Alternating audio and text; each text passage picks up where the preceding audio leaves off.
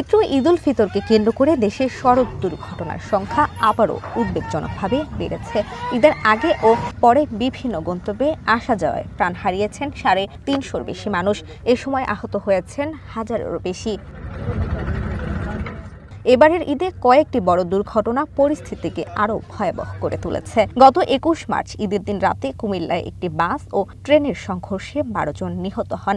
এর কয়েকদিন পর ২৫ মার্চ রাজবাড়ী গোয়ালন্দ উপজেলার দৌলদিয়া ফেরিঘাট এলাকায় পদ্মা নদীতে একটি যাত্রীবাহী বাস ডুবে ২৬ জনের মৃত্যু হয়। এই দুই ঘটনায় ঈদযাত্রার নিরাপত্তা নিয়ে নতুন করে সবার মনে প্রশ্ন উঠেছে।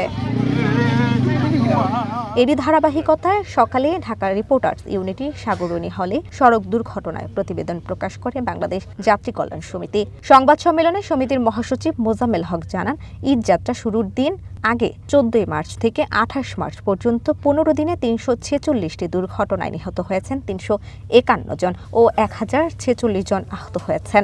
২০২৫ সালে ঈদ উল ফিতরে ৩৫১টি সড়ক দুর্ঘটনায় ৩২২ জন নিহত ও ৮২৬ জন আহত হয়েছিল। গত বছরের সাথে তুলনা করলে এবার ঈদের সড়ক দুর্ঘটনায় বেড়েছে ৮.৯৫%।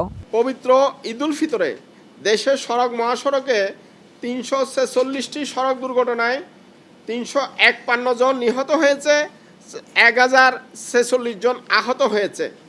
একই সময়ে আমরা রেলপথে ২৩টি দুর্ঘটনায় ৩৫ জন নিহত এবং ২২৩ জন আহতের তথ্য পেয়েছি। ২০২৫ সালের ঈদ উল ফিতরে ৩১৫টি সড়ক দুর্ঘটনায় ৩২২ জন নিহত এবং ৮২৬ জন আহত হয়েছিল। বিগত বছরের সাথে তুলনা করলে এবারের ঈদে সড়ক দুর্ঘটনা ৮.৯৫%, প্রাণহানি ৮.26%, আহত ২১.০৫% বেড়েছে। ওই সময়ে সড়কে দুর্ঘটনায় আক্রান্ত ৭১ জন চালক, ৫৫ জন শিশু, ৫৪ জন পথচারী, ৫১ জন নারী, ৪২ জন শিক্ষার্থী। সড়ক দুর্ঘটনা প্রতিরোধে ১৩টি সুপারিশ তুলে ধরেন যাত্রী কল্যাণ সমিতির মহাসচিব। তিনি জানান, বাস মালিক সমিতি ও শ্রমিক ফেডারেশনের প্রভাবের কারণে ভাড়ার নৈরাজ্য, সড়ক দুর্ঘটনা এবং পরিবহন বিশৃঙ্খলা অতীতের দুটি ঈদের তুলনায় বেড়েছে। বাস মালিকদের সংখ্যা সব মিলিয়ে হয়তো ৫০০ বা ১০০০, নেতৃত্ব দেয় হয়তো ৫ থেকে ১০ জন যারা সুবিধা পায়, কিন্তু দেশের কোটি মানুষের আশা আকাঙ্ক্ষা, কোটি মানুষের জীবনের ঝুঁকি, কোটি মানুষের এই যে যাতায়াতের ভোগান্তি, এটা লাঘব করা, নিস্তার করা এটা রাষ্ট্রের দায়িত্ব। এবং তার মধ্য দিয়ে সরকারের জনপ্রিয়তা বাড়ে এবং সরকারের আর যদি মালিক সমিতির প্রভাবিত হয়, এখানে সরকারের জনপ্রিয়তা কমে। এটা আমরা সরকারকে সতর্ক করতে চাই, নতুন অবস্থায় সতর্ক করতে চাই।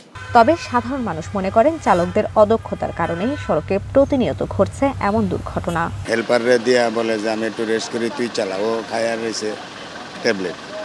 ওখানে ওই হেল্পার তো মনে করেন পুরা পারদর্শী না, ওখানে ওরে দিছে, ও মনে করেন যে উড়া ধরা টান দিছে, ওখানে অ্যাক্সেলেটারই পাড়া দিছে না ব্রেকই পাড়া দিছে, ও তো কইতে পারতো না, গাড়িতে দৌড় দিছে। সরকারি চাকরি করতে হলে কিছু লাইসেন্স করানো লাগবে। লাইসেন্সটা কী করে জানেন? ভুয়া লাইসেন্স করে। ওই ভুয়া লাইসেন্সটা দিয়ে চালায়, ইয়ার দেয়, ট্রাফিকটা দেয়, সার্জেন্টরা দেয়, আর কত কিছু দেওয়া দেয়। দেশে প্রতিনিয়ত বাড়ছে সড়ক দুর্ঘটনার সংখ্যা। এবারও কিন্তু উদ্বেগজনক হারে বেড়েছে সড়ক দুর্ঘটনার আহত ও নিহতের সংখ্যা। সাধারণ মানুষ মনে করছেন, কেবল দুর্ঘটনার পর শোক প্রকাশ নয়, দীর্ঘমেয়াদী ও কার্যকর পরিকল্পনার মাধ্যমেই কিন্তু সড়ক দুর্ঘটনা কমানো সম্ভব। সঞ্জিতা প্রিয়, ওয়ান নিউজ, ঢাকা।